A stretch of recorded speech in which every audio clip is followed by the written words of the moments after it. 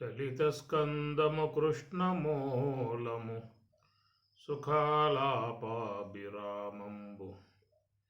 మంజులతాశోభితమున్ సువర్ణ సుమన సుజ్ఞేయమున్ సుందరోజ్వల వృత్తంబు మహాఫలంబు విమల వ్యాసాలవాలంబునై వెలయు భాగవతాఖ్య కల్పతరు ఉర్విన్ సద్విజశ్రేయమై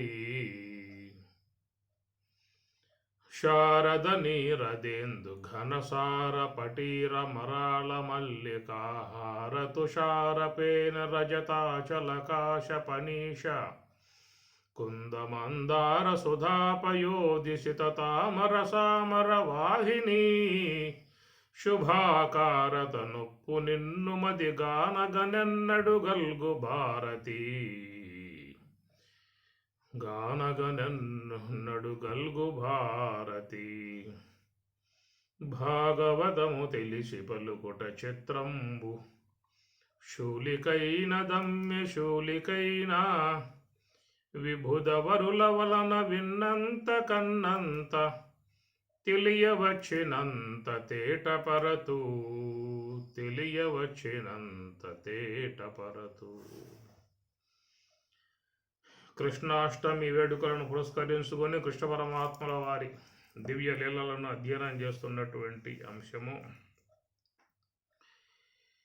హురాలు కన్నులు గుబ్బ సన్నులు గందు బొందని చందురున్ బోలు మోమును గల్దు లేదను బుద్ధి దూరని కౌను హేరాళమైన పిరుందు పల్లవ రాగపాదకరంబులున్ జాలదొడ్డగు నొప్పు కొప్పు నొప్పగ సర్వమోహనమూర్తితో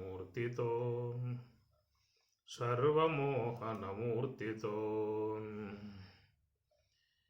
భాగవతము దశమ స్కందము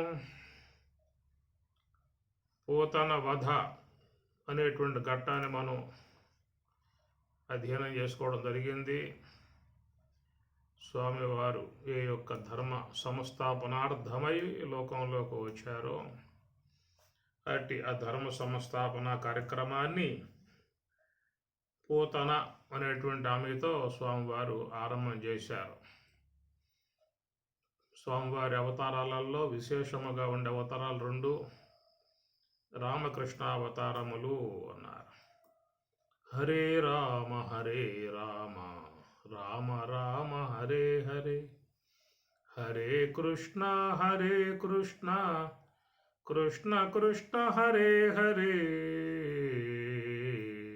ఈ నామాన్ని చాలా చోట్ల భజన సప్తాహాలుగా చేస్తూ ఉంటారు. ఆ భజన సప్తాహం అని చెప్పని ఈ నామాన్ని ఎక్కువగా వాళ్ళు 7 days 7 రోజులు కూడా ఒక్క నామాన్నే వాళ్ళు అనేక రాగాలలో పాడుతూ ఉంటారు. చాలా సందర్భాలలో నేను అక్కడ వాళ్ళ కార్యక్రమాలలో సప్తాహాలు విట్టేవాడిని. సాయంత్రం సమయంలో భగవద్గీత లేదా భాగవత ప్రవచనం అనేది నాది ఉండేది. ఆ 1.5-2 గంటల సేపు భజన అట్లా సైలెంట్గా చేస్తూ ఉండేవారు. నేను ఉపన్యాసం చెప్పేవాడిని. ఉపన్యాసం కాగానే మళ్ళా ఆ నామం అనేది బిగ్గరగా ఆరంభం చేసేవాళ్ళు. హరేర్నామ ఇవ కేవలం కలౌ నాస్తేవ గతిరన్యథ అని మనకు బ్రహ్మదేవుల వారు ఒక ఉపనిషత్తులో చెప్పేటువంటి ఒక మాట. హరేర్నామ ఇవ కేవలం కలౌ. ఈ కలియుగంలో సులభంగా అందరూ కూడా పుణ్యం సంపాదించుకోవటానికి, భగవద్ అనుగ్రహం సంపాదించుకోవటానికి సులభముగా ఉండేటువంటిది నామము అని చెప్పి అన్నారు. ఆ నామం రామకృష్ణ అవతారాలుగా ఉన్నటువంటి యొక్క నామాన్ని ఎక్కువగా ఉచ్చారణ చేసే విధానం ఉంటుంది.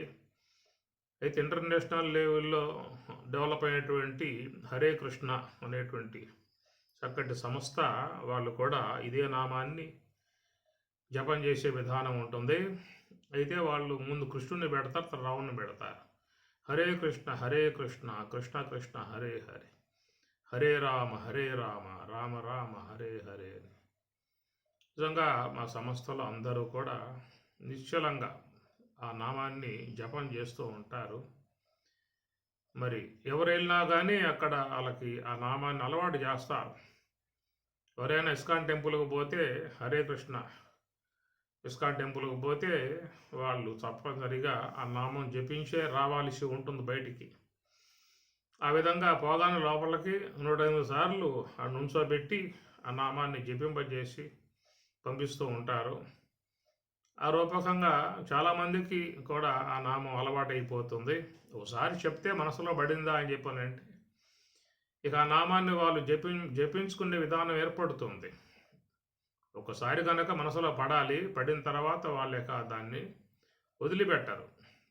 ఎందుకంటే ఆ నామంలో ఒక మాధుర్యం ఉంటుంది, దాని నిశ్చల భావం ఉంటుంది, ప్రశాంతత ఉంటుంది, మనసుకు కూడా ఒక సమాధానంగా ఉంటుంది. నిరంతరంగా జపం చేసే విధానం ఆ సంస్థలో ఉంటుంది. భగవద్గీత కూడా అదే మాట స్వామివారు కూడా చెప్పిన విషయం. తస్మాత్ సర్వేషు కాలేషు మాం అనుస్మర. తస్మాత్ సర్వేషు కాలేషు, అన్ని కాలాలలో నా నామాన్ని జపించండి అని స్వామివారు చెప్పినటువంటిది. ఆ విధంగా చేయటం వల్ల ఏమవుతుందంటే మనస్సులో కల్మషాలు మొత్తం బయటికి పోతాయి. అది మనం చూస్తాం కదా, కారులో పోయేటువంటి వారికి వాన పడితే ఆ ముందుండేటువంటివి తుడిచేస్తూ ఉంటాయి, వాటికి పేరు ఉన్నది. అట్లాగా మరి మన మనసులో పడేటువంటి దోషాలను కూడా తుడిచేసే విధానం ఆ నామంలో ఉంటుంది. వీలే వరకు మా గురువులు మీకు ఉపదేశం చేసి ఉండవచ్చు, ఓ నామాన్ని కూడా మీకు ఇచ్చి ఉంటారు. ఆ నామాన్ని నిరంతరంగా జపం చేసే విధానం ఉండాలి. ఇది ఉదయం పూట లేచినప్పుడు స్నానం చేసినప్పుడు జపమాల తెప్పి అక్కడ పక్కన పెట్టేయటం, మళ్ళీ సాయంత్రం అయితే స్నానం చేసి మళ్ళీ నమస్కారం పెట్టి స్వామివారికి ఒక మాల జపం చేయటం, పక్కన పెట్టేయటం, ఇట్లా ఒక లాంఛనప్రాయంగా చేస్తూ ఉంటారు. కాబట్టి ఆ ప్రకారంగా చేయటం మంచిదే, కానీ మనస్సులో ఎప్పుడూ కూడా నామం ఉండాలి, జరుగుతూ ఉండాలి. సులభంగా చెప్పేటువంటి నామాలు రెండు కూడా శ్రీరామాయ నమః అనేటువంటిది. రామనామం చాలా సులువుగా ఉంటుంది. పరమశివుడు పార్వతమ్మ వారికి కూడా ఈ నామాన్ని ఉపదేశం చేశాడు. నిరంతరంగా నేను జపించేటువంటి యొక్క నామం ఇదే అని చెప్పని మీకు విష్ణు సహస్రనామాల్లో పరమశివుడు చెప్పేటువంటి మాట. శ్రీరామ రామ రామేతి రమే రామే మనోరమే సహస్రనామ తత్తుల్యం రామనామ వరాననేని పరమశివుడు తాను జపించేటువంటి యొక్క నామం శివకేశవాత్మికమై ఉన్నటువంటి నామం రామనామం అని. దాంతోపాటు శ్రీకృష్ణాయ నమః అనేది కూడా గొప్ప మంత్రం.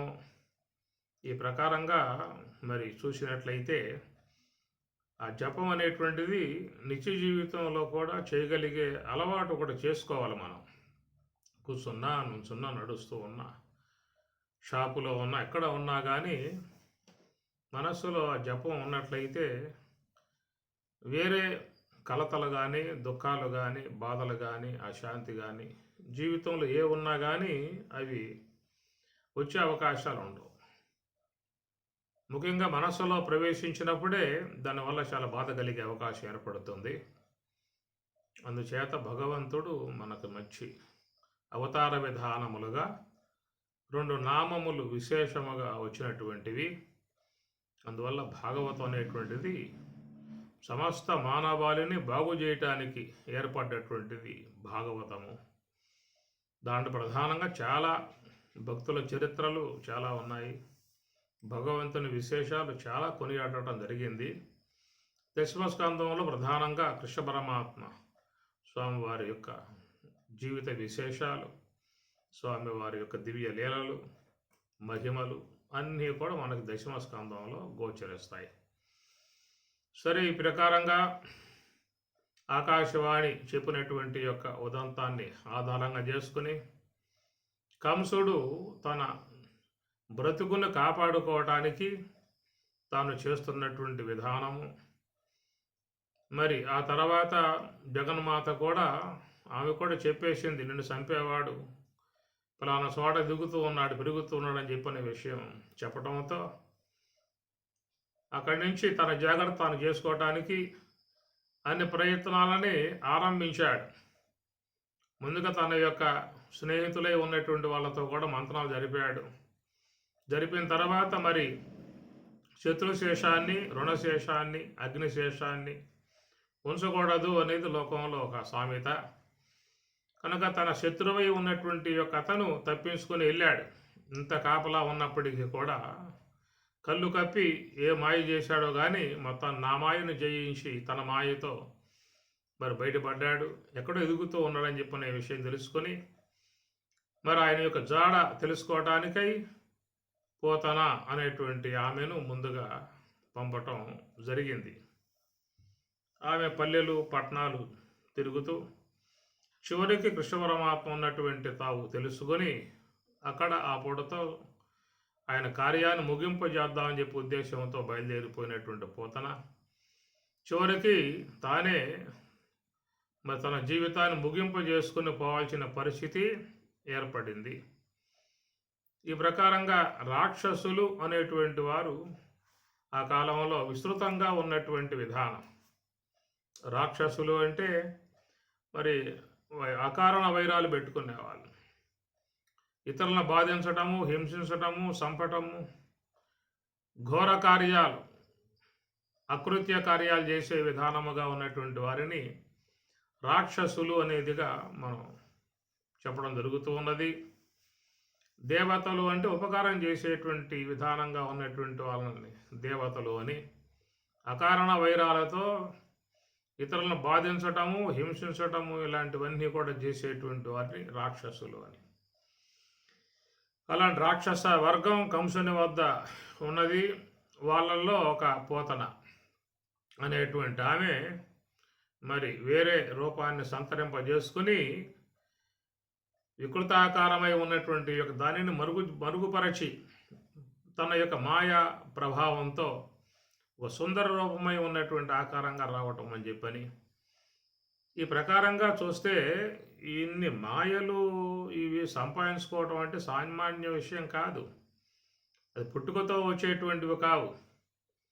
అవన్నీ చాలా కాలం ఆ మంత్ర భాగాలు కొన్ని ఉంటాయి, అవన్నీ చేయాలి. అభిచార హోమాలు చేయాలి, చేతబడులు లాంటివి ఉంటాయి, కొన్ని వశీకరణ మంత్రాలు ఉంటాయి. ఇవన్నీ కూడా ఆ కాలంలో చాలా ఉపయోగంగా రాక్షసులు ప్రధానంగా వాట్లను ఆరాధించే విధానం ఉండటం కారణంగా వాళ్ళు గొప్ప గొప్ప మాయలు మంత్రాలన్నీ కూడా నేర్చుకుని ఉన్న విధానము. సరే, ఆ ప్రకారంగా ఎన్ని మాయలు నేర్చుకున్నా కానీ, ఎంత మహిమల్లాంటి విధాయకంగా అభ్యసించినా కానీ చివరికి పరమాత్మ చేతిలో చాలా సులువుగా తృణప్రాయ పర్యంతంగా ఆమె అసూలు బాసి వెళ్ళిపోవాల్సినటువంటి పరిస్థితి. ఆయన చేసింది ఏమీ లేదు. ఏ యొక్క పాలు తాగమని చెప్పేసి అని సను అందించిందో ఆయన అది పట్టుకొని 2 గుటకలే వేశాడని చెప్పని భాగవతంలో. ఆ 2 గుటకలకే జవసత్వాలు మొత్తం కూడా తాగిపారేయటంతో ఆమె ఇక తట్టుకోలేక మరి జిమ్మ తిరిగి ఒక్కసారి పెద్దగా కేక వేసి అసూలు బాసి వెళ్ళిపోయినటువంటి విధానము. ఆ తర్వాత రేపల్ల వాసులు కూడా ఎంతో ఆశ్చర్యపడ్డారు, భయపడ్డారు, భయకంపితులయ్యారు. నందాదులు ఆ యొక్క దేహాన్ని ఖండఖండాలుగా కోసి తీసుకువెళ్ళి దహనం చేశారు. ఆ చేసినప్పుడు ఆ కాలుతూ ఉంటే ఆ కళేబరం దాని నుంచి సుగంధాలు వచ్చాయట. దాని మీద వ్యాఖ్యానం చేశారు. ఆమె కృష్ణ పరమాత్మకు తల్లిలాగా వచ్చి తన ఒడిలో పెట్టుకొని మరి పాలు ఇచ్చింది కాబట్టి ఆ పాలు తాగటం కారణంగా పాపాలన్నీ కూడా పరమాత్మ తాగేసి ఆమెకు సద్గతిని ప్రసాదించడనేటువంటిది భాగవతంలో 10వ స్కందంలో వచ్చేటువంటి అంశము. ఆ ప్రకారంగా పోతన పరమాత్మ చేతిలో నిహితురాలైపోయింది. ఈ విషయాన్ని మరి విన్నటువంటి కంసుడు జాగ్రత్త పడ్డాడేక. ఎందుకంటే తను ఏ యొక్క మరి శత్రువు అనేటువంటిదిగా భావించుకుంటూ ఉన్నాడో ఆయన ఎక్కడో పెరుగుతూ ఉన్నాడనేటువంటి విషయం కూడా తెలిసిపోయింది. ఇందువలన పోతన సంహారంతో ఆయనకి ఈ పని చేయగలిగేటువంటి విధానం ఆ ఒక్క వ్యక్తికే ఉందనేటువంటి విషయముగా ఆయన పసికట్టాడు. అక్కడి నుంచి ఇక ఆ పరమాత్మను ఎట్లాగా కృష్ణుడిని ఎట్లా వధించాలనేటువంటి విషయముగా కూడా ఆయన ఆలోచనలో పడ్డాడు. ఎందుకంటే భయం ఉన్నటువంటి వాడు ఊరుకోడు, తన ప్రయత్నం తాను చేస్తాడు. ఎట్లాగా బయటపడాలి, ఎట్లాగా మన ప్రాణాలు కాపాడుకోవాలి. కనుక ఆకాశవాణి చెప్పినట్లుగా, జగన్మాత చెప్పినట్లుగా నా ప్రాణములు హరించేటువంటి వాడు జనించడనేటువంటి విషయాన్ని విన్నటువంటి వాడు ఒకటి. రెండవది ప్రత్యక్షంగా తన వద్ద ఉన్నటువంటి ఎంతో మాయలు కలిగి ఉన్నటువంటి పోతను కూడా సంహరింపబడటం అనేటువంటి విషయం. దాని మీద అతడు ఇంకా భయకంపితుడై తన జాగ్రత్తలు తాను తీసుకునే విధానముగా తాను ఉన్నాడు. ఇంకా తన వద్ద ఉన్నటువంటి రాక్షసులను కూడా ఒక్కరొక్కరనే మరి పంపటం కూడా ఆయన చేస్తూ ఉన్నాడు. అట్లా చేసిన వాళ్ళల్లో మరి వత్సాసురుడు అనేటువంటి రాక్షసుడు ఆయన వచ్చి పరమాత్మ చేతిలో నిహితుడయ్యాడు. తర్వాత బకాసురుడు అనేటువంటి విధానముగా, అంటే వీళ్ళంతా రాక్షసులే ఆయా రూపాలలో రావటం. బకం అంటే కొంగ కనుక దాని యొక్క ఆకారంగా వచ్చి మింగబోతే పరమాత్మ రెండుగా చీల్చి పారేసిన విధానం ఉంటుంది. అది బకాసుర వధ అని చెప్పని అన్నారు. అఘాసురుడు అనేటువంటి వాడు రాక్షసుడు. ఈ ప్రకారంగా ఈయన గారు వచ్చిన వాళ్ళందరినీ కూడా మరి చక్కగా పంపించేస్తూ ఉన్నాడు. ఇది పరమాత్మ యొక్క లీల. పరమాత్మ వచ్చింది సాధువులను కాపాడటానికి, దుష్టులను శిక్షించడానికి వచ్చాడు. కాబట్టి ఈ ప్రకారంగా తన యొక్క ధర్మ సంస్థాపన కార్యక్రమాన్ని ఈ రూపకంగా ఆరంభం చేయటం జరిగింది. ఇట్లా మరి పరమాత్మ యొక్క విశేషాలు మనకు దశమస్కంధంలో విశేషముగా వచ్చేటువంటి అంశములు. ఆయన చక్కగా పెరుగుతూ ఉన్నాడు. ఆ పెరిగే విధానాలలో ఆయన యొక్క అల్లరి కానీ, చిన్నపిల్లలు ఏ ప్రకారంగా అల్లరి చేస్తారో అలాంటివన్నీ కూడా మనకి భాగవతంలో చాలా స్పష్టంగా చూపిస్తారు. ఆ తల్లులు కూడా ఆనందపడతారు. పిల్లకాయలు అల్లరి చేస్తూ ఉంటే, వాళ్ళు మారాయం చేస్తూ ఉంటే, వాళ్ళు ఏడ్చినా నవ్వినా, వాళ్ళు ఏ కార్యాలు చేస్తున్నా కానీ ఇంట్లో అందరికీ కూడా సంతోషం ఉంటుంది, ఆనందం ఉంటుంది. అలాంటి చిన్నపిల్లలు చేసేటువంటి అల్లరి విషయాలన్నీ కూడా మరి అక్కడ గోపికలందరూ కూడా ఆయన అల్లరి చేయకపోతే వాళ్ళు తోచావరు, అల్లరి చేస్తే తట్టుకోలేరు. ఇది గోపిలకు ఉండేటువంటి ఒక బాధ. వాళ్ళంతా వచ్చి యశోద వద్ద మొరబెట్టుకున్నారు. మీ అబ్బాయి అమ్మ మా ఇంటికి వచ్చాడు, చాలా అల్లరి చేశాడు, చాలా గొడవ చేశాడు, పాలు పారబోసాడు, వెన్నకుండా పాలు కొట్టాడు అని ఇట్లాగా అనేకమైనటువంటి అన్నీ కూడా వాళ్ళు చెప్పటము అవి వినటం. ఏమమ్మా మా పిల్లగాడు ఎక్కడికి పోడు, ఆయన అల్లరివాడు కాదు, చాలా బుద్ధిగా ఉంటాడు, చాలా మంచిగా ఉంటాడు, ఎవరిని కూడా ఇబ్బంది పెట్టాడు. అలాంటి మా యొక్క పిల్లోడి మీద మీరు అసూయతో చాడీలు చెబుతున్నారని చెప్పేసి అని ఆమె గారు అనటం, వాళ్ళు బాధపడి వెళ్ళిపోవటం. ఈ విధంగా జరుగుతున్నటువంటి విధానము. ఒక పూట పరమాత్మ మన్ను తిన్నాడు అని చెప్పనే విషయం మీద బలరామాదులు వచ్చి తల్లికి చెప్తారు. కృష్ణ పరమాత్మ మన్ను తిన్నాడు అని. మన్నేటికి భక్షించెదు మన్నియమములేల నీవు మన్నింపవు, నీ అన్నయు సకులును చెప్పెదరు అన్నా మన్నేల మరి పదార్థము లేదేరా. మన్ను తింటాం ఏమిటి కారణం? మన ఇంట్లో ఎన్ని పదార్థాలు లేవని చెప్పేసి అని వదిలిపెట్టేసేసి మన్ను తినేటువంటి అలవాటు ఎట్లా చేసుకున్నావు అని చెప్పని ఆమె మందలించింది. అమ్మా మన్ను దినంగనే శిశువునో యాకుంటినో వెర్రినో, నమ్మంజూడకు వీరి మాటలు మదిన్ నన్నీవు గొట్టంగా మార్గంబు ఘటించి చెప్పెదరు కాదే నిన్మదీయాస్య గంధం ఆఘ్రానము చేసిన వచనముల్ దప్పైన దండింపవే. అమ్మ మన్ను దినంగనే శిశువును కాకుంటినో వెర్రినో పిల్లవాడినా, నేనేమన్నా ఎర్రివాడినా మన్ను తినటానికి? నమ్మంజూడకు వీరి మాటలు మదిన్మన్నన్ని గొట్టంగా. కాబట్టి వాళ్ళు చెప్పేటువంటి యొక్క మాటలు నువ్వు నమ్మొద్దమ్మా. నన్ను కొట్టించటానికి ఈ విధంగా వాళ్ళు పన్నాగం పన్ని ఈ విధంగా నా మీద సడలు చెబుతూ ఉన్నారు. మార్గంబు ఘటించి చెప్పెదరు కాదే నిన్మదీయాస్య గంధంబున్. ఇక సందేహం ఉన్నట్లయితే నా యొక్క నోటిలో ఆ మన్ను తిన్నటువంటి యొక్క దానం ఏమో ఉందేమో చూడమ్మా అని చెప్పి అంటూ ఉన్నా.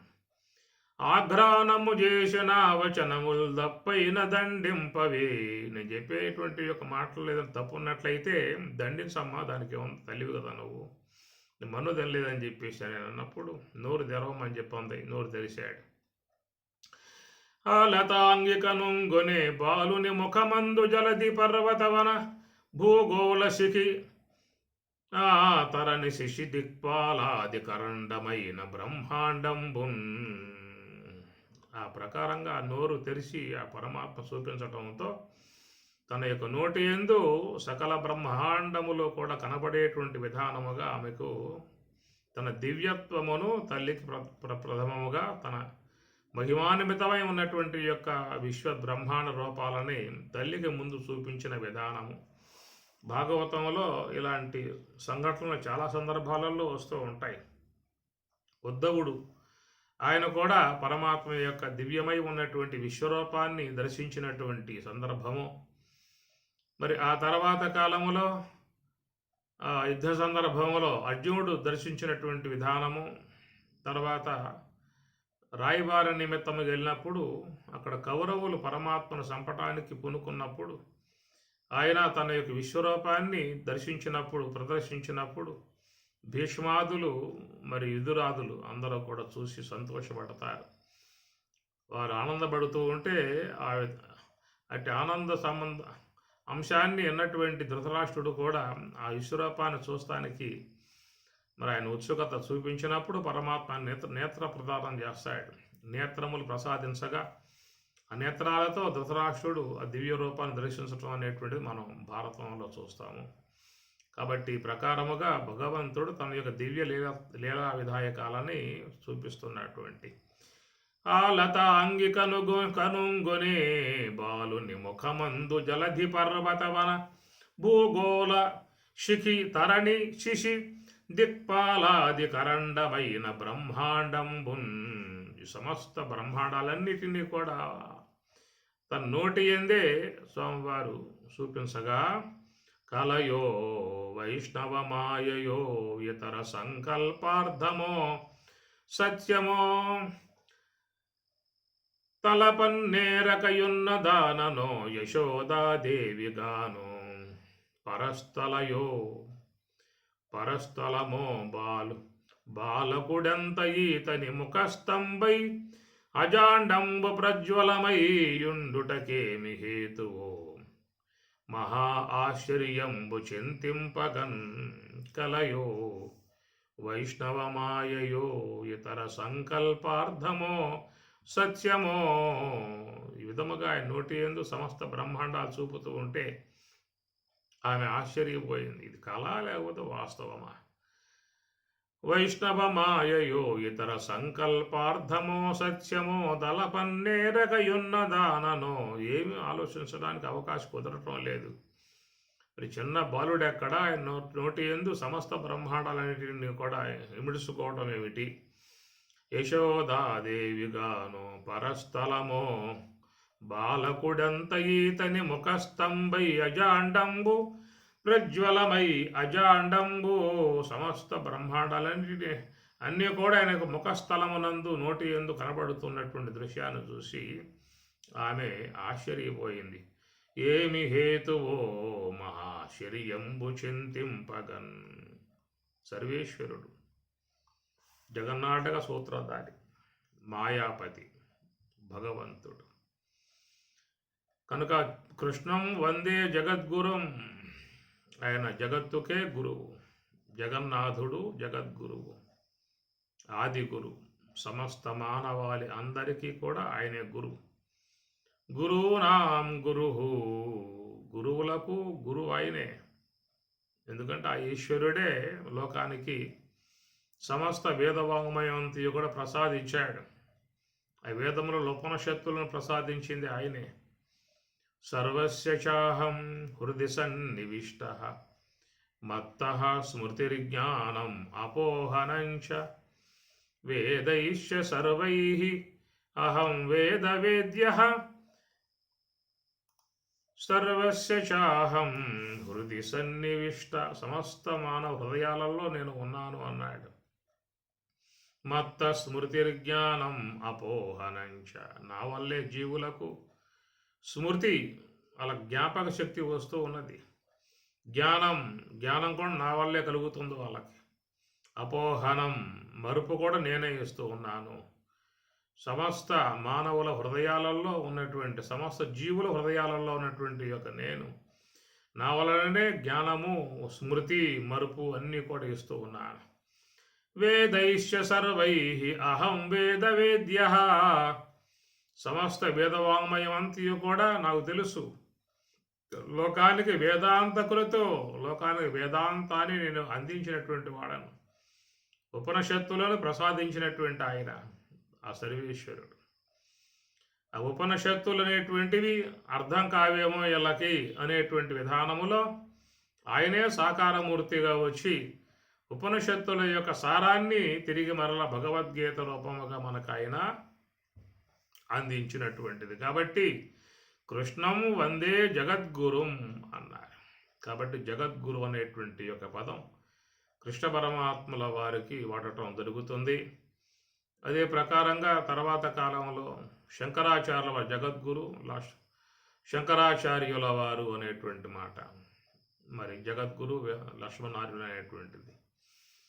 మామూలు సద్గురు అనే పదం వాడబడుతుంది. జగద్గురు అని చెప్పానంటే ఆయన సమస్తానికి ఆయన అధినాయకుడుగా, సమస్త జ్ఞానాలకి ఆయన మరి మూలముగా ఉన్నటువంటి విధానము, ఈశ్వరుడై ఉన్నటువంటి యొక్క ఆయన కాబట్టి తన యొక్క నోటి యందు సమస్త బ్రహ్మాండాలను కూడా ఆయన చూపించగలిగాడు అని అర్థం.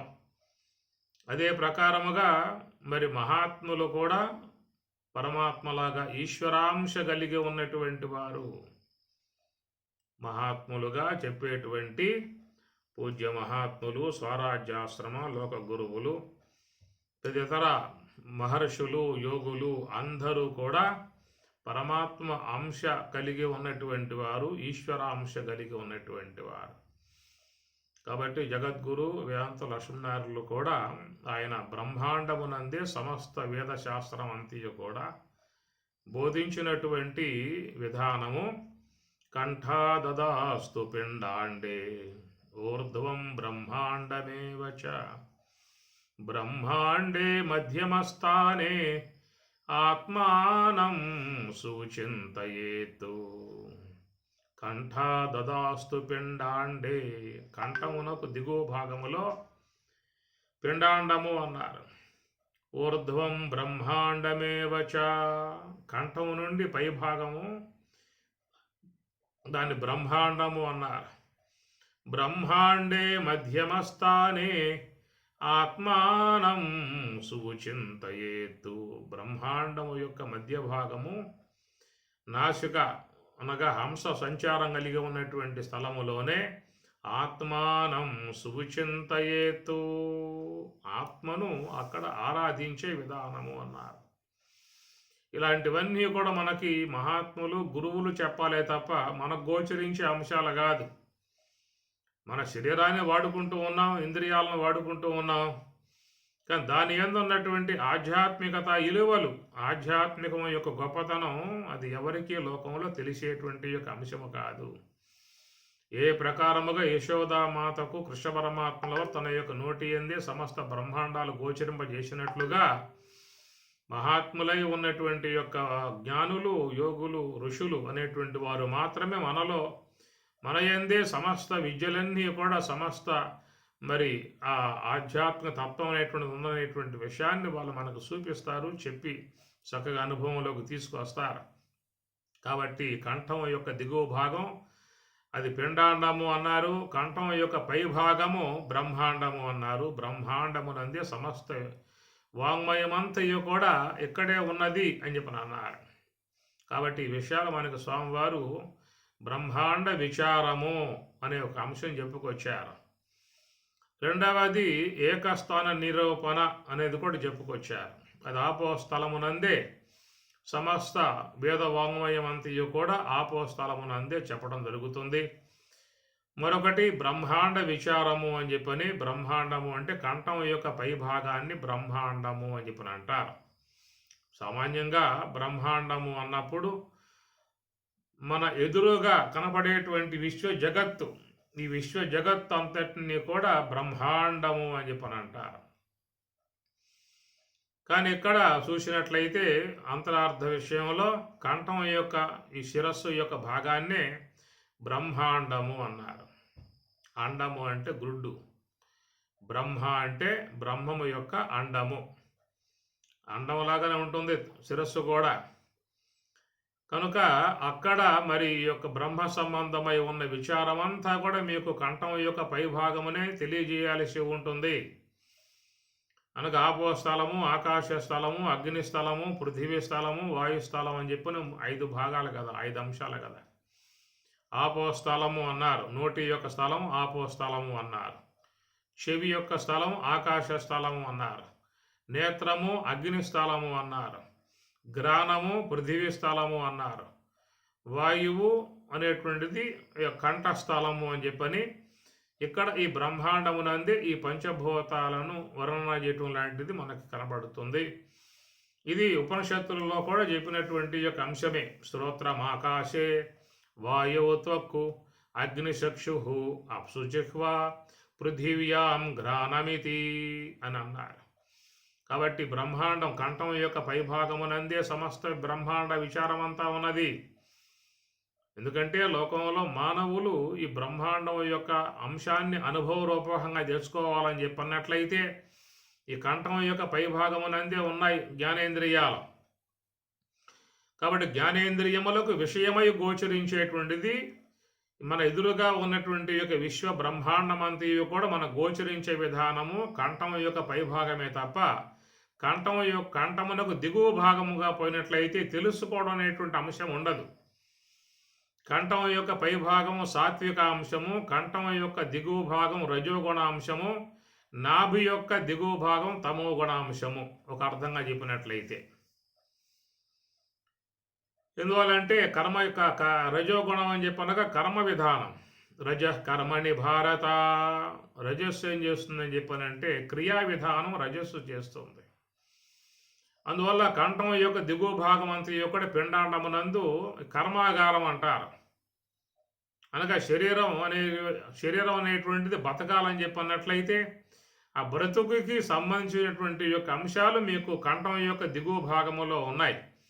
హార్ట్ కానీ, లంగ్స్ కానీ, కిడ్నీలు కానీ, లివరు, అన్నవాహిక, ఇంకా ఇతర ప్యాంక్రియాస్, చాలా ఇలాంటివన్నీ కూడా శరీరానికి సంబంధించి ఉన్నటువంటి యంత్రాగారం అంతా కూడా మీకు ఇక్కడ ఉన్నాయి. దీంట్లో ఏది పని చేయకపోయినా కానీ మరి శరీర వ్యవహారం కుంటుపడుతుంది. లగ్స్ పని చేయకపోయినా, హార్ట్ పని చేయకపోయినా, అన్నవాహిక పని చేయకపోయినా, లివర్ పని చేయకపోయినా, ఈ ప్రధానముగా ఉండేటువంటి ఏవైతే ఉన్నాయో ఇట్లా ఏదొక్కటి కుంటుపడినా కానీ శరీరం అనేటువంటి నిలబడే అవకాశం లేదు. ఇది రెండవది ఏంటంటే కంఠం యొక్క పైభాగం అది జ్ఞాన సంబంధమై ఉన్న అంశం. కంఠం దిగువ భాగం రజోగుణ సంబంధ వ్యవహారం. కంఠం యొక్క పైభాగం ఏంటంటే సాత్వికము. సత్వాత్ సంజాయతే జ్ఞానం. మన జ్ఞానాన్ని పొందాలంటే ఈ జ్ఞానేంద్రియాల ద్వారానే పొందాల్సి ఉంటుంది. అది విశ్వ జగత్తైనా పారమార్థిక బ్రహ్మమైనా కానీ ఆ జ్ఞానాన్ని పొందాలంటే ఈ కంఠం యొక్క పైభాగమే. అందువల్ల విశ్వంలో ఉన్నటువంటి శబ్ద, స్పర్శ, రూప, రస, గంధాది ఏ యొక్క విశ్వ జగత్తు ఉన్నదో ఆ విశ్వ జగత్తు యొక్క సంబంధమై ఉన్న జ్ఞానాన్ని పొందేది కంఠం యొక్క పైభాగము. కనుక అక్కడే మీకు పంచేంద్రియాలు ఉన్నాయి. ఆ పంచేంద్రియ స్థలములలోనే పంచభూతములు అనబడేటువంటివి ఉన్నాయి. శ్రోత్రం ఆకాశే, వాయువు త్వక్కు, అగ్నిచక్షు అప్సు జిహ్వా, పృథివ్యాం ఘ్రాణమితి అని శారీరకోపనిషత్తులో చెప్పేటువంటి మాటలు ఈ శాస్త్ర ప్రామాణికమును ఆధారంగా చేసుకునే స్వామివారు ఈ బ్రహ్మాండ విచారం మనకి ఇచ్చినటువంటి యొక్క విధానము. అటనే ఈ యొక్క బ్రహ్మాండ విచారంలో మరి ఇక్కడ బ్రహ్మపీఠము, విష్ణుపీఠము, రుద్రపీఠము, తర్వాత పరబ్రహ్మపీఠము, సదాశివపీఠము అని పంచపీఠాలు. బ్రహ్మస్థలము, విష్ణు స్థలము, శివుని స్థలము, పరబ్రహ్మ స్థలము, శుద్ధ బ్రహ్మస్థలము బ్రహ్మాండ విచారములో. ఎందుకంటే బ్రహ్మస్థలము, విష్ణు స్థలము అని ఎందుకు చెప్పారంటే స్థూల దేహాన్ని ప్రసాదించింది బ్రహ్మ కాబట్టి మరి ఆ యొక్క స్థూల దేహము అన్నపానీయాలతో జీవిస్తూ ఉండటం కారణముగా ఆపోస్థలమునందు బ్రహ్మపీఠము, బ్రహ్మస్థలము అన్నారు. తర్వాత ఆకాశ స్థలం అనేటువంటి దాంట్లో మరి విష్ణువు యొక్క స్థానం చెప్పుకొచ్చారు. కారణం ఏంటంటే స్థూల దేహాన్ని ప్రసాదించింది బ్రహ్మ అయితే సూక్ష్మ దేహాన్ని మరి ప్రసాదించింది విష్ణుదేవుడుగా. దాని కారణంగా విష్ణువుని పోషణకర్త అన్నారు. స్థూల దేహాన్ని నిర్మాణం చేసి ఇవ్వటం కారణంగా బ్రహ్మను సృష్టికర్త అన్నారు. మరి ఆ యొక్క స్థూల దేహం చక్కగా జీవన విధానం కొనసాగించుకోవాలని చెప్పినట్లయితే మనకు సూక్ష్మదేహం ఉండాలి. ఇంద్రియాత్మిక సూక్ష్మదేహం ఉంటేనే సమస్త కార్యములు చేసి ఆదాయం వనరులు సంపాదించుకుని స్థూల దేహాలను పోషించుకోవడం జరుగుతుంది. కాబట్టి సూక్ష్మదేహ స్థలమునందు మరి అక్కడ విష్ణు స్థలం చెప్పుకొచ్చారు. అదే ప్రకారంగా నేత్ర స్థలము రుద్రుని యొక్క స్థలం. అది కారణదేహం అనే దాన్ని బట్టి మరి అక్కడ రుద్రుడు, శివుడు అని చెప్పని అన్నారు. కారణదేహం ఏం చేస్తుందంటే మరి లయం చేసే విధానం, పరమశివుని కార్యం కూడా లయం చేయటం. సృష్టికర్త బ్రహ్మ అయితే, పోషణకర్త విష్ణువు అయితే, లయకర్త శివుడు అని చెప్పారు. అందువల్ల అందరూ కూడా కారణదేహం యొక్క పరిధిలో చిక్కుకోవడం కారణంగా, ఆ కారణదేహంలో మునిగిపోవటం కారణంగా అందరూ కూడా తెలియనితనంతో ఉన్నటువంటి వారై ఆ శ్వాసలు కోల్పోయి, ఆయువుని కోల్పోయి, చివరికి అసువులు బాసి శరీరాన్ని సాలించి వెళ్ళిపోతూ ఉన్నటువంటి దానంగా ఆయన లయకర్త అని చెప్పని అన్నారు. ఈ గ్రాణ స్థలమునందు పరబ్రహ్మ స్థలము అన్నారు. ఈ శ్వాస యొక్క సంచారం గల స్థలము పరబ్రహ్మ స్థలము అని చెప్పని అంటారు. ఎందుకంటే శుద్ధ సాత్విక ప్రకృతి, శుద్ధ సాత్విక మాయ ఉండటం కారణంగా పరబ్రహ్మ స్థలము అన్నారు. ఆ శుద్ధ సాత్విక మాయ దాటితే ఉండేటువంటిది ఆ కైవల్య స్థలము శుద్ధ బ్రహ్మము అనేటువంటి మాట. ఇది బ్రహ్మాండ విచారంలో మనకు చాలా అంశాలు వస్తాయి. అదే ప్రకారం బ్రహ్మస్థలంలో మనస్సు, విష్ణు స్థలంలో బుద్ధి, రుద్ర స్థలంలో అహంకారము, పరబ్రహ్మ స్థలంలో చిత్తము, తర్వాత కైవల్యంలో ప్రత్యేగాత్మ అని చెప్పని అకార ఉకార మకార అర్ధమాతృక ప్రణవాతీతము అని చెప్పని సత్వగుణము, రజోగుణము, తమో గుణము, శుద్ధ సాత్వికము, గుణాతీతత్వము అని స్థూలదేహ స్థలము, సూక్ష్మదేహ స్థలము, కారణదేహ స్థలం, మహాకారణ స్థలం, కైవల్య స్థలము. మరి జాగ్రత్త అవస్థ, స్వప్నావస్థ, సుషుప్తి అవస్థ, తురియము, తురియాతీతము, విశ్వడు, తైజసుడు, ప్రాజ్ఞుడు, కూటస్థుడు, మరి శుద్ధ బ్రహ్మము. విశ్వడు, తైజసుడు, విరాట్టు, హిరణ్యగర్భ, అవ్యాకృత, పరబ్రహ్మ, పరమాత్మ. ఇట్లా మనకు చూస్తే స్వామివారు చాలా అంశాలు బోధించారు.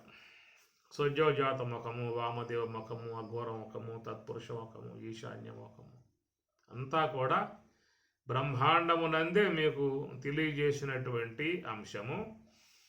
ఇవి చాలా చెప్పేటువంటి అంశాలు దీంట్లో ఉన్నాయి. స్వామివారులు మనకి చాలా చెప్పుకొచ్చారు. అవన్నీ కూడా చెప్పుకోవాలంటే చాలా టైం తీసుకుంటుంది. అదే ప్రకారముగా రెండవది ఏకస్థాన నిరూపణ, ఆపోస్థలం అన్నమాట. ఎట్లయితే కృష్ణ పరమాత్మ యశోదామాతకి తన యొక్క ఆపోస్థలమునందే నోటి యందే సమస్త బ్రహ్మాండాలు చూపించాడో, అట్లా ఆధ్యాత్మిక సంబంధమై ఉన్నటువంటి అనేక అంశములు మనకి ఈ యొక్క ఆపోస్థలమునందే చూపించేటువంటి మహాత్ములు చెప్పేటువంటి విషయము, మహాత్ములు చెప్పందే మనకు తెలియబడేటువంటివి కావు.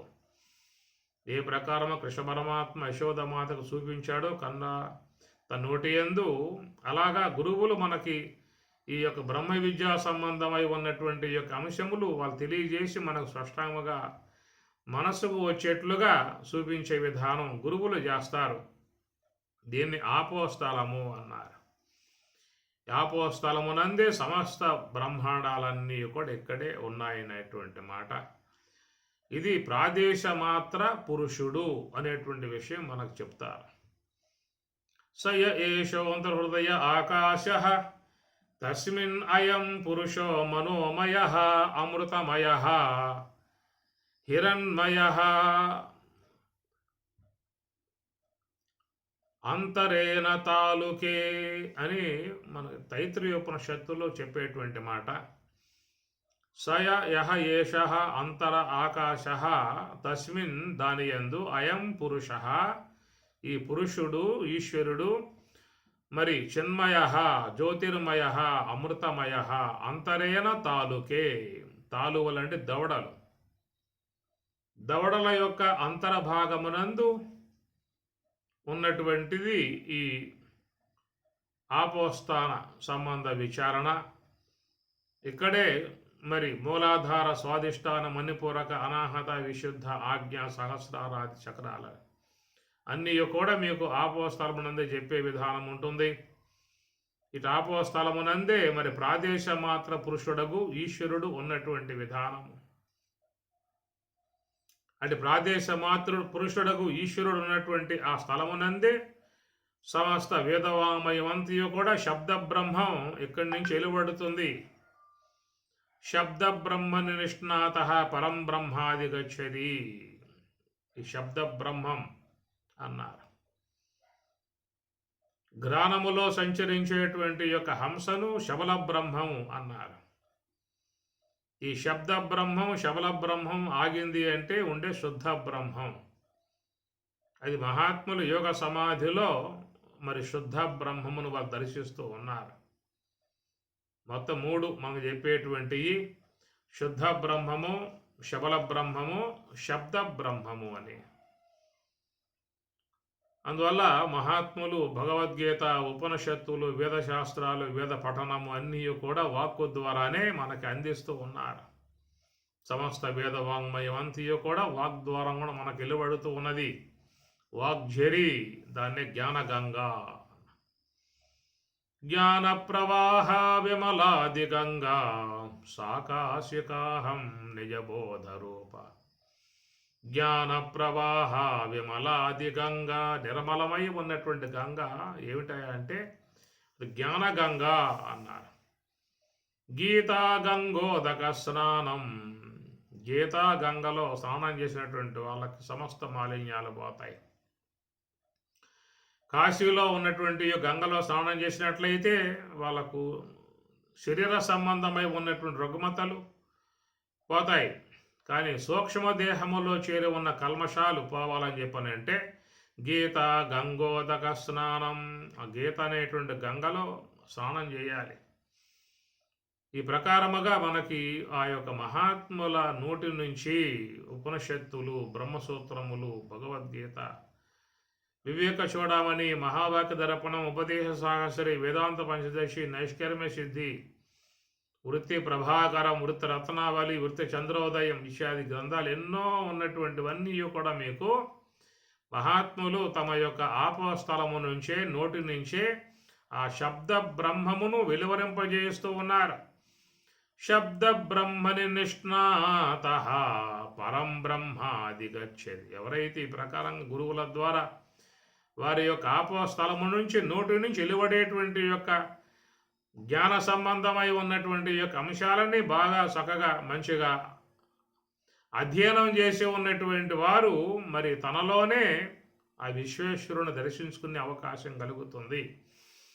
అలాంటి యొక్క సమస్త వాంగ్మయమంతియు కూడా వెలువడేటువంటి యొక్క స్థలం ఏదని చెప్పానంటే ఏ కృష్ణ పరమాత్మ యశోదామాతకు తన దివ్యమై ఉన్నటువంటి యొక్క విశ్వ జగత్తు యొక్క సంబంధమై ఉన్న మహిమాన్వితమై ఉన్నటువంటి చక్కటి ఆ లీలా విధాయకమగు విశ్వరూపం దర్శింపజేయించాడో అక్కడే మహాత్ములు తమ యొక్క భక్తులకు శిష్యులకు సమస్త మరి భగవతత్వమంతియు కూడా అక్కడ వాళ్ళు ఎలువరింపజేస్తూ ఉన్నారు. వాళ్ళు చూపిస్తూ ఉన్నారు మహాత్ములు తన యొక్క దివ్యమై ఉన్నటువంటి జ్ఞానాన్ని వారు ఏ యొక్క యోగ సమాధి ద్వారా అనుభవరూపకంగా పొందారో అంటే ఆ బ్రహ్మతత్వం యొక్క విషయం అనేటువంటిది వాగ్ద్వారముకుండా వస్తేనే మనకి భగవతత్వం సుస్పష్టముగా అర్థమయ్యే అవకాశం ఉంటుంది. కనుక శబ్ద బ్రహ్మము కనుక లేకపోయినట్లయితే నీకు శబల బ్రహ్మం అందుబాటుకు వచ్చే అవకాశం లేదు. శబల బ్రహ్మమును ఆశ్రయించకపోయావు అని చెప్పినంటే శుద్ధ బ్రహ్మాన్ని పొందే అవకాశం లేదు. కనుక నీకు హంస యొక్క రూపముగా ఉన్నటువంటి శబల బ్రహ్మాత్మక ఈశ్వరునికి సన్నిధికి పోవాలని చెప్పి అన్నట్లయితే మహాత్ముల నుంచి వచ్చేటువంటి జ్ఞాన గుళికలు జ్ఞాన సంబంధమై ఉన్న అంశాలని మరి అధ్యయనం చేసినప్పుడు అప్పుడు విషయం మనకు స్పష్టమవుతుంది. కాబట్టి మరి ఆపో స్థలం అనబడేటువంటిది అది శబ్ద బ్రహ్మము యొక్క స్థలము. అది మహాత్ములు ఈ యొక్క మనస్సు నిశ్చలపరచి హంస యొక్క ఆశ్రయం ద్వారా శుద్ధ బ్రహ్మాన్ని పొందేందుకు ప్రయత్నం చేస్తూ ఉన్నారో దానిని శబల బ్రహ్మ స్థలం అన్నారు. గ్రాణ స్థలం, దాని హంస సంచరించేటువంటి స్థలం అది. పరమాత్మ ప్రాప్తిని పొందింపజేసే స్థలం అది. పాలు నీరు ఏర్పరచి పాలలో ఓలలాడినదెనొక హంస, పాలు పడిన ఈ పరమహంసమున ఓలి ఉన్నది దినొక హంస అని అన్నమాచార్ల వారు. తొడలి రోమరంధ్రమ్ముల గ్రుడ్ల ఉదుగగ పొదిగేనొక హంస, కడువేడుక వెంకటగిరి మీదట వడలు పెంచినదినొక హంస, తిప్పలు బెట్టుచు తేలినదిదిగో ఉబ్బు నీటిపై ఒక హంస, ఉబ్బు నీటిపై ఒక హంస అని మహాత్ములు ఆ హంస యొక్క తత్వాన్ని ఎంతగానో కొనియాడుతూ ఉన్నారు. దాని యొక్క దివ్యత్వము, దాని గొప్పతనం అది వాళ్ళు చూశారు కాబట్టే చెప్పగలుగుతూ ఉన్నారు. ఇవన్నీ కూడా మనకు కనబడేటువంటివి కావు. సామాన్యులై ఉన్నటువంటి వారికి ఇవేవి కూడా గోచరించే అవకాశము లేదు. జనించి ఎంతో కాలం అయింది కదా, ఏవైనా మనలో ఉన్నటువంటి యొక్క దివ్యత్వములు మనకు గోచరించాయా మహాత్ములు చూపించకుండగా? కాబట్టి ఈ ప్రకారముగా ఉన్నది, ఆ దివ్యత్వం ఉన్నది, ఈశ్వరత్వం ఉన్నది, గొప్ప మహిమాన్వితమై ఉన్నటువంటి యొక్క అంశాలు మనలో ఉన్నాయి. అనిమ, గరిమ, లగిమ, ప్రాప్తి, ప్రాకామ్యం, ఈశత్వం లాంటి యొక్క మహిమలు ఎన్నో మనలో ఉన్నాయి. అలా ఉన్నాయి కాబట్టే మహాత్ములు కనుగొన్నారు. శంకరాచార్యుల వారు, వివేకానంద, రామతీర్థ, యాజ్ఞవల్కి, వశిష్ఠుడు, జమదగ్ని ఇత్యాది మహాత్ములందరూ కూడా కనుగొన్నది తనలోనే, లోపలే, బయట కాదు. లోపలికి పోయే వాళ్ళు కనుగొన్నారు. అంత దివ్యమై ఉన్నటువంటి యొక్క ఆ శక్తులు, మహిమలు అన్నీ కూడా ప్రతి ఒక్క వ్యక్తి లోపల ఉన్నాయి. అవి గురువులు మనకి